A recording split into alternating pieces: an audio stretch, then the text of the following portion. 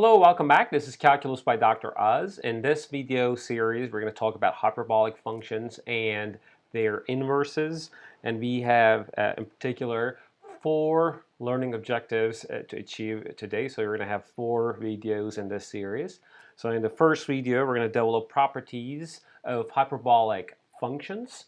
And in the second video, we're going to learn how to differentiate and integrate hyperbolic functions. So we're going to develop rules. And in the third video, we're going to develop properties of inverses of those hyperbolic functions. And eventually, we're going to learn again how to differentiate and integrate functions involving hyperbolic functions. All right, let's get started.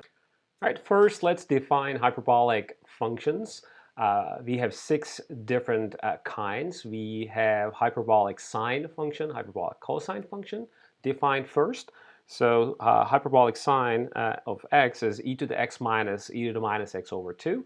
And hyperbolic cosine of x is the plus version of that. And we define the rest of those hyperbolic functions by using hyperbolic sine and hyperbolic cosine. For example, hyperbolic tan of x is simply hyperbolic sine of x divided by hyperbolic cosine of x. Here, hyperbolic tan can be also defined in terms of the exponential functions. So all we can do is substitute sine hyperbolic x and cosine hyperbolic x here. So we have e to the x minus e to the minus x over 2 divided by e to the x plus e to the minus x over 2. And if you flip the bottom and divide out the 2's, you're left with e to the x minus e to the minus x divided by e to the x plus e to the negative x. So this way, hyperbolic tan is defined in terms of only exponential functions.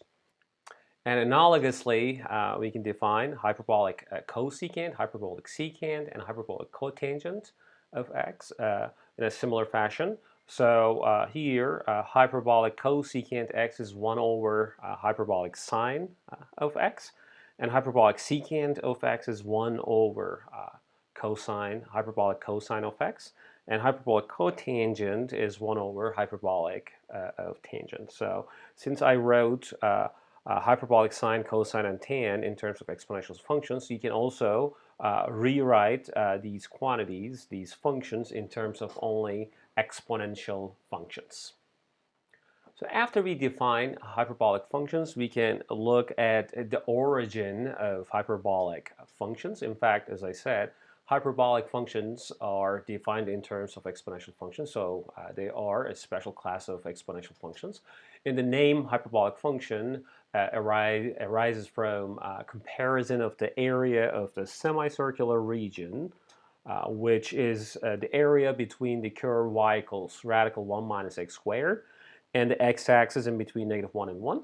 And if you look at this area here, this is the area in between y equals radical 1 plus x squared and the x-axis in between -1 and 1. All right, from Calc 1, we know how to come up with those areas in terms of integrals. So the first area is represented by this integral here for x's from -1 to 1. Radical 1 minus x squared dx, and the second integral is represented by the integral from -1 to 1, radical 1 plus x squared dx. So all I can say for those integrals is that we need a trig and hyperbolic function substitution to come up with those antiderivatives in each case, in fact. And one spits out the area to be pi over 2, which is approximately equal to 1.571. And the other one, after the calculation, is equal to 2.29, approximately equal to 2.296. And again, we're going to learn how to come up with those antiderivatives in the latter sections. All right, as you may have realized that even though we use the names of trig functions to define hyperbolic functions, their behaviors are completely different, and that's what we're going to talk about next. We're going to look at the graphs of these hyperbolic functions, and let me just zoom in here quickly to show you the graph of hyperbolic sine function. Remember that hyperbolic sine is the difference of e to the x and e to the minus x divided by 2. So essentially, the first dash graph is the graph of e to the x over 2. The second one is negative e to the negative x over 2. And if you add them up,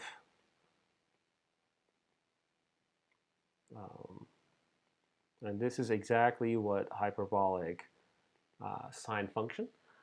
So you're adding two graphs essentially, and then this is the bold curve here is the graph of the sine hyperbolic sine function. Now looking at that quickly, the domain is all real numbers, a range is all real numbers, negative infinity and infinity. And here is the hyperbolic cosine function. In fact, hyperbolic cosine function by definition is the sum of e to the x over 2 and e to the negative x over 2. And if you graph those functions individually, so that you see the dashed graphs over there, and if you add them up, you get the graph of hyperbolic cosine function. And as you see that the domain of hyperbolic cosine is all real numbers. It's defined for every single real number. However, the range is all numbers bigger than or equal or greater than or equal to 1 all the way to infinity. In other words, in the interval notation, the range of hyperbolic cosine is 1 and infinity. And you can also see that these two functions here are not really periodic functions like sine and cosine of x, those trig functions.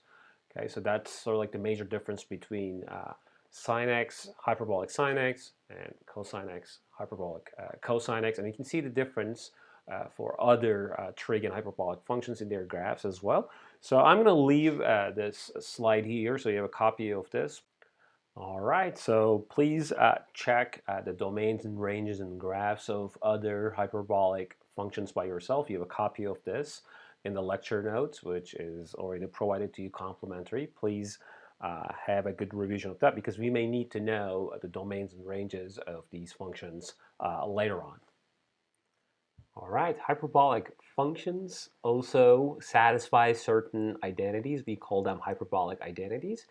And you may stare at them and you may just see that these are very similar looking to trig identities, but there are obviously slight differences. Please go ahead and check those identities in your own convenient time and put those identities in your formula card for future reference, because time to time we're going to refer back to these identities. And for the time being, I'm just going to show you how we derive this identity. There's a similar version of that for trig functions. In fact, that version is cosine squared x plus sine squared of x equals 1. And when you switch cosine and sine to hyperbolic cosine and hyperbolic sine, this identity doesn't hold true anymore because we have a newer identity, and that's in fact hyperbolic cosine squared minus hyperbolic sine squared equals 1. And in the next slide, I'm going to show you how, in fact, we derive this identity. All right, let's use the definitions of hyperbolic cosine and hyperbolic sine. It's e to the x plus e to the negative x over 2 quantity squared minus e to the x minus e to the negative x divided by 2 quantity squared. So I'm going to take the quantity squares of the tops. So e to the 2x plus 2 times e to the x times e to the negative x. Let me just write precisely first. And then the square of the second term, which is e to the negative 2x, divided by 4, minus, I'll do the same thing for the second quantity squared term. So it's e to the 2x minus 2 e to the x, e to the negative x, plus e to the negative 2x, all divided by 4. So now what I'm going to do is to cancel certain terms here. So let me just write this precisely here. Okay. And you can see that e to the 2x here, since we have the common denominators, e to the 2x here is going to cancel this e to the 2x.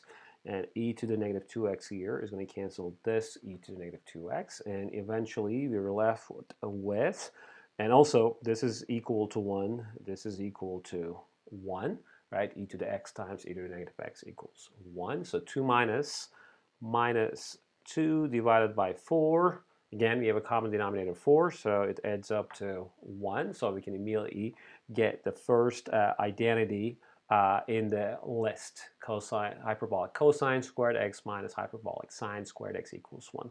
And you can go ahead and try proving those identities by using the definitions of these functions.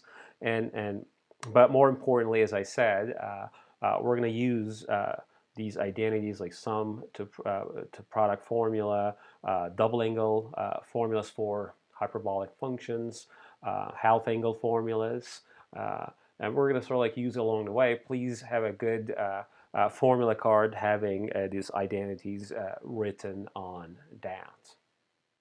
Right now it's a practice time, so this is the very first exercise in the restation tutorials. You will see that when you get into the PowerPoint slide corresponding to that. And in this question, we're being asked to evaluate the limits of certain hyperbolic functions as x approaches negative infinity. And here you can just click on the watch part A, watch part B, and you can watch the videos, but all we're going to do is to use the definitions of these hyperbolic functions to evaluate the limits. All right, so that's it, and please watch the next video to see what I'm going to say about the next learning objective of this section. Bye.